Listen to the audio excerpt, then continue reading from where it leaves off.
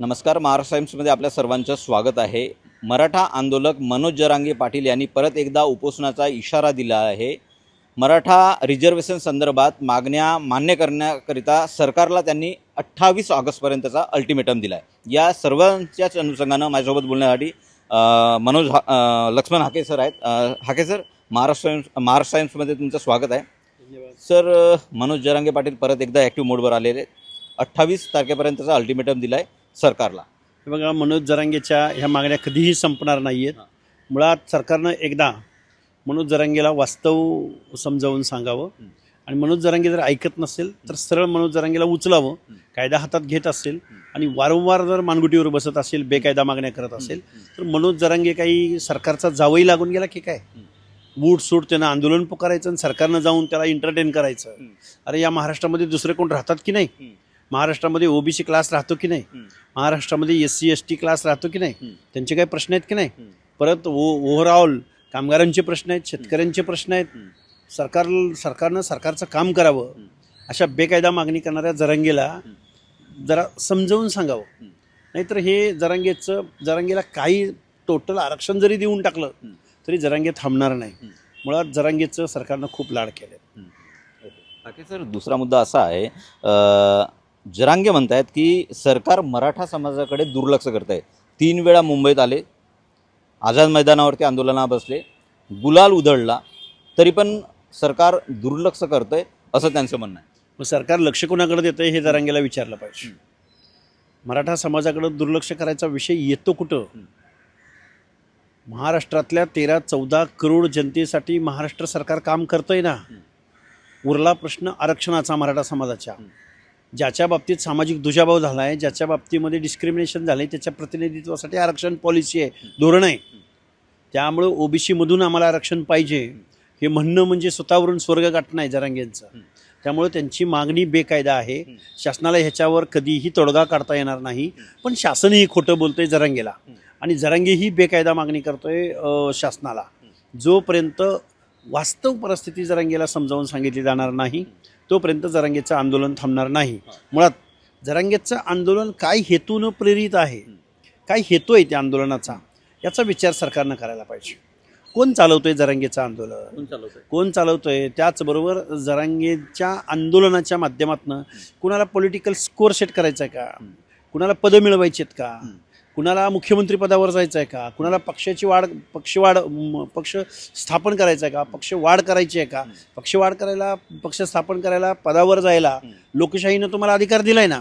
पण OBC आरक्षणामधून मराठा समाजाला आरक्षण पाहिजे अशी मागणी करून, समाजामध्ये तेढ निर्माण करून, समाजामध्ये अस्वस्थता निर्माण करून माणसात माणूस ठेवला नाही राव या जरांगेनी. त्या मराठवाड्यामध्ये गेला तर हा OBCचा, हा धनगराचा, हा बंजाऱ्याचा सरळ बघितलं जातं.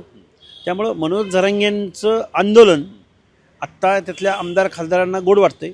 पण मनोज जरांगेच्या आंदोलनामुळे अनेक मराठा समाजाचे आमदार 2029ला घरी बसणार आहेत. हे मात्र पूर्ण दाव्यानिशी, पूर्ण विचारांनिशी मी तुम्हाला सांगतो. सर, जरांगेंचं म्हणणं असं आहे की हैदराबाद गॅझेट लागू करा. त्यांच्या मागण्या मान्य नाही झाल्या असं त्यांचं म्हणणं आहे. यापूर्वीच्या उपोषणा दरम्यान किंवा आंदोलनादरम्यान प्रसाद लाड असतील, मंत्री उदय सामंत असतील, ज्येष्ठ मंत्री राधाकृष्ण विखे पाटील असतील, उपोषण सोडवलं, मागण्या मान्य झाल्या म्हणून घोषणा झाली होती. हे बघा, हैदराबाद गॅजेट लागू करा. मग गॅजेटमध्ये काय आरक्षणाचं धोरण ठरलं होतं का? गॅजेट कधी कायचं आहे? देशाला स्वातंत्र्य 1947ला मिळालं, 1950ला घटना अस्तित्वात आली आणि OBCचं आरक्षण 1993-94ला कायद्यानं प्रस्थापित झालं. मग हैदराबाद गॅजेटचा काय संबंध आहे? हैदराबाद गॅजेटचा कालावधी कुठला? त्यामुळे मनोज जरांगेंसारखा बावळट आंदोलक कसा मराठा समाजाने याला स्वीकारला आहे हे आम्हाला कळलेलं नाही. मुळात हे फक्त राजकारण करायसाठी मनोज जरांगेचा वापर होतो. काय संबंध हो हैदराबाद गॅजेटचा आणि OBC आरक्षणाचा? OBC आरक्षण काय हैदराबाद गॅजेटवर दिलं गेलं आहे? OBC आरक्षण मंडल आयोगाच्या शिफारशी अन्वये दिलं गेलं आहे. हैदराबाद गॅजेट मग हैदराबाद गॅजेटमध्ये वर्णन शेतकऱ्याचं, फार्मरची नोंद घेतली गेली रेव्हेन्यूच्या संदर्भात, म्हणून OBCचं आरक्षण द्या असं कुठं म्हटलं गेलं? त्यामुळं मनोज जरांगेजी हैदराबाद गॅजेट, उद्या सातारा गॅजेट हे जे म्हणतायत ना, हे मुळात हास्यास्पद आहे. सरकार कशाला घाबरते आम्हाला माहिती नाही. मला वाटते सरकारला आणि विरोधकांना किंवा आमदार खासदारांना मनोज जरांगेचं आंदोलन हवं आहे की काय, त्याला शांत बसू दिलं जात नाही इथल्या पुढाऱ्यांकडून, असं मी सरळ सरळ इथल्या राज्यकर्त्यांवर आरोप करतो. ओके, तुमचा आरोप आहे. मात्र 3दा मनोज जरांगे हे वाशीमध्ये आले, आझाद मैदानावरती आले. मी तोच प्रश्न विचारतोय की कोण याला, म्हणजे कोणा पाठीशी आहे मनोज जरांगेच्या, की त्यांना आंदोलन हवं आहे किंवा त्यांनी उपोषणाला बसावं? हे बघा, मनोज जरांगे मागणी काय करतोय आणि शासन त्याला उत्तर काय देतंय, हे जरांगेला ह्यातलं आता ग्रामीण अपिलिंग भाषेत एक कवडीचं ज्ञान नाही. त्यामुळं त्याचं आंदोलन कधीच संपणार नाही. त्याला GR काय असतो माहीत नाही. काल त्यानं कशाची मागणी केली? मराठा समाजाला स्वतंत्र मंत्रालय द्या म्हणतोय. मंत्रालय कसं दिलं जाऊ शकतं मराठा समाजाला? तो म्हणतो ओबीसीला मंत्रालय. अरे ओबीसी हा क्लास आहे, ओबीसी ही कास्ट नाही. आणि मग ओबीसीचं स्वतंत्र काय सब कमिटी आहे. ओबीसी मध्ये अनेक जाती येतात. हो, क्लास आहे तो, प्रवर्ग आहे. आणि प्रवर्गाच्या धोरणासाठी धोरणं राबवली जातात ना. मग मराठा समाजाची पण सब कमिटी आहे, तिचे पण अध्यक्ष हे आहेत, विखे पाटील आहेत, जसे बावनकुळे तसे. त्यामुळे मनोज जरांगे काय बोलावं, काय मागणी करावं, हे काडीची अक्कल नसणारा हा मराठा समाजाचा आंदोलक आहे, लाडका आंदोलक. आणि तो आता सरकारचा जावई झाला आहे. मुळात जोपर्यंत मनोज जरांगे या महाराष्ट्रामध्ये आंदोलन करत राहतील, मी तर असं म्हणेन की ओबीसी जागृत होईल आणि ओबीसी इथल्या मराठा समाजाच्या जे मनोज जरांगेला सपोर्ट करतात, फिडिंग करतात, त्यांना घरी बसवल. दुसरा प्रश्न असा आहे, तुम्ही आंदोलन बघितलं आहे, जंतर मंतरचं बघितलं आहे, शिवाजी पार्कचं बघितलं आहे, त्याला कॉक्रोच जनता पार्टी असं नाव दिलं होतं. दुसरा एक मंच आणखी तयार झाला आहे, तो E20 जनता पार्टी म्हणून झाला आहे.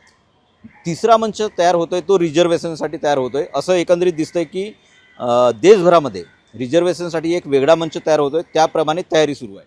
हे बघा, सोशल मीडियावरती पार्टी काढून या देशामध्ये परिवर्तन होणार नाही, धोरण ठरणार नाही. ज्याला कोणाला इथं परिवर्तन घडवायचं आहे त्यांनी ग्रासरूटला गेलं पाहिजे, सामान्य माणसांच्या प्रश्नावर काम केलं पाहिजे, त्यासाठी संघटन उपलब्ध केलं पाहिजे, बॅलेटमध्ये त्याचं ऑप्शन कसा देता येईल या दृष्टिकोनातून काम केलं पाहिजे. मला नाही वाटत की कॉक्रोच जनता पार्टी जशी आली तशी उद्या काय E20 हे सोशल मीडियावर पार्ट्या काढून, मला वाटत नाही जास्त काय आभास आहे, व्हर्च्युअल आहे हे सगळं. वास्तव, प्रात्यक्षिक आणि ग्राउंडला वेगळी आहे परिस्थिती. गेली 20 वर्ष झालं महाराष्ट्रातल्या अनेक जिल्ह्यामध्ये, तालुक्यामध्ये, ग्रामीण भागांमध्ये आम्ही प्रश्न घेऊन जातोय, समस्या मांडतोय, लोकांना भेटतोय. आजही आम्ही 24 तासापैकी आठवड्यातले 6 दिवस आणि 24 तासापैकी जवळजवळ 15 तास प्रवास आणि लोकांच्या भेटीगाठी आम्ही घेतोय. तरी काही गोष्टी होत नाहीत, कारण इथली व्यवस्था मॅन, मनी, मसल, इकॉनॉमिक्स, मनी, पैशावर आधारित. म्हणजे इथल्या लोकशाहीला इथल्या राज्यकर्त्यांनी, इथल्या पुढाऱ्यांनी, मी राज्यकर्ते सगळे म्हणतोय, फक्त मी काय सत्ताधारी किंवा एका विशिष्ट पक्षाचे बोलत नाही, इथल्या राज्यकर्त्यांनी लोकशाहीला खरेदी केलंय. लोकशाही खरेदी करण्या इतपत लोकशाहीचा कॉन्सेप्ट एवढा लेचापेचा नाही, पण पुढाऱ्यांनी ह्या गोष्टी केलेत. लाख मोलाचं मत सामान्य माणसाला दिलेलं डॉक्टर बाबासाहेब आंबेडकरांनी पैशाच्या जोरावर विकत घेतलंय. कुणी? तर राज्यकर्त्यांनी. त्याच्यावर काम करणं आवश्यक आहे. आता काय म्हणतात, रिझर्वेशन हटाव. रिझर्वेशन हटवल्यानंतर काय होईल? आणि रिझर्वेशनमुळं समानता येऊ शकते. अरे समानतेचा प्रश्न येतो कुठं? रिझर्वेशन हे प्रतिनिधित्वासाठी दिलं गेलेलं आहे. शूद्र, अतिशूद्र जे शारीरिक श्रमाचं काम करतात, निकृष्ट दर्जाचं काम करतात, किंवा मोठमोठी माणसं, डॉक्टर बाबासाहेब आंबेडकर रिझर्वेशनमधून, म्हणजे एका खूप कनिष्ठ प्रवर्गातून ज्यांना मानवतेची वागणूक दिली गेली नाही, त्या माणसाने देशाला लोकशाही दिली ना. पण तुम्ही आरक्षण हटाव आणि देश बचाव. अरे देशच मुळात या शारीरिक श्रमाचं काम करणाऱ्या शूद्रातिशूद्राच्या शारीरिक श्रमाच्या घामावर उभा आहे, कष्टावर उभा आहे, त्यागावर उभा आहे. त्यामुळे तुम्ही त्यांना बाजूला सारताय, त्यांचं प्रतिनिधित्व बाजूला सारताय. आरक्षण हे धोरण कशासाठी आहे हे एकदा या झेंजीनी समजून घेतलं पाहिजे. झेंजी तुम्ही एका विशिष्ट लिमिटपर्यंत आंदोलन केलं, नीटच्या प्रश्नावर आंदोलन केलं, स्वागत केलं ना देशानं. पण रिझर्वेशनच्या विरोधात जर कोण येऊन पुढे आंदोलन उभं करत असेल तर इथली 80% जनता ही रिझर्वेशनच्या दायऱ्यामध्ये आहे. त्यामुळं जे कोणी करतील ते पायावर धोंडा मारून घेतील आणि या व्यवस्थेमधून आऊट होतील. ओके. ठाके साहेब, थेट हा तुमच्याशी प्रश्न निगडीत नाही आहे, मात्र सर्वसामान्यांशी आहे, जिव्हाळ्याचा प्रश्न आहे. FDA कमिशनर तुकाराम मुंडे सध्या फार मोठी कारवाई करताना दिसत आहेत. दूध सम्राटांवर कारवाई करतायत, हॉटेल्सवर कारवाई करतायत, रेस्टॉरंटवर, डेअऱ्यांवरती कारवाई करतायत. प्रश्न यामध्ये असा आहे, काल एक उच्च न्यायालयामध्ये सुनावणी झाली. पंचतारांकित हॉटेलच्या संदर्भात होती.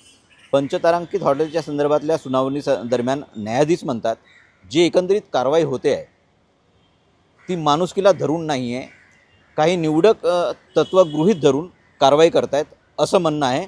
FDAवर थेट तासेरे ओढलेले. हे बघा, सर्वोच्च न्यायालयाने उच्च न्यायालयाने न्यायदानाची भूमिका बजावावी. पण एक प्रशासनामध्ये तुकाराम मुंडे नावाच्या व्यक्तीनं इथल्या सर्वसामान्यांच्या प्रश्नावरती, आरोग्याच्या प्रश्नावरती इथं विष प्यायला दिलं जात होतं. लहान मुलांना पीत नसेल तर त्याला हाणून मारून त्याला विष पाजत होतो. म्हणजे देशाच्या भवितव्याशी, देशाच्या आरोग्याशी छेडण्याचा हा प्रयत्न होता. तुकाराम मुंडे न्यायालयाने कुठल्या परिप्रेक्षात हा निर्णय दिला, मला कुठलं काय मांडलंय मला बघावं लागेल.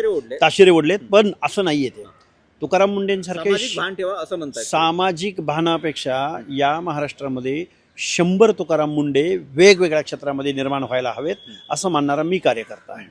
त्यांचा कुठला निर्णय आहे आणि कुठल्या केसच्या संदर्भातला आहे ते बघावं लागेल. सन्माननीय न्यायालयाकडून जनता सार्वभौम आहे आणि जनतेच्या आरोग्याशी जर खेळणारी प्रवृत्ती इथं जर वर्षानुवर्षे असेल तर जनता सार्वभौम आहे, जनतेसाठी आपण आहोत, हे न्यायालयाने ह्याची एक अंडरलाईन मनात असू द्यावी. लक्षात येत आहे का? सार्वभौम जनता आहे, जनतेची सेवक आपण आहोत.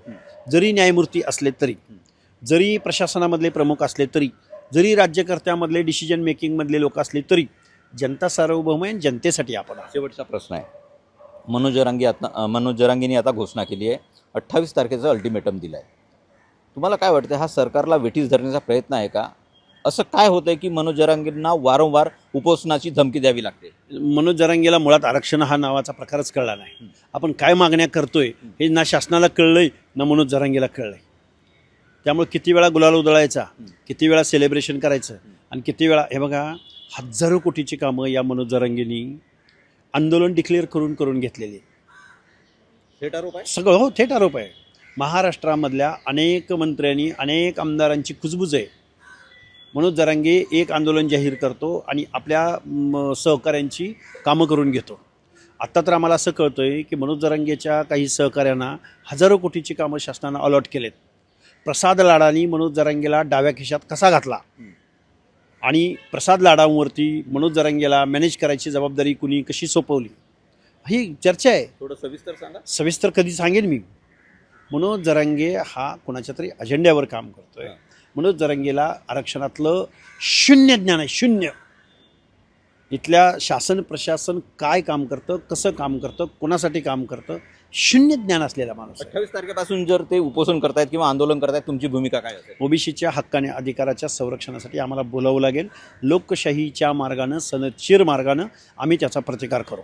ओबीसींना जागृत करू आणि ज्या ज्या लोकप्रतिनिधींनी मनोज जरांगेला पाठिंबा दिला त्या माणसांना आमच्या दारात मतदान मागायला आल्यानंतर आम्ही त्यांना त्याचा धडा शिकवू. धन्यवाद सर, आमच्याशी चर्चा केल्याबद्दल. तर हे होते ओबीसी आंदोलक लक्ष्मण हाके सर. मी कुमार टेंबरे, महाराष्ट्र टाइम्स ऑनलाईन, मुंबई.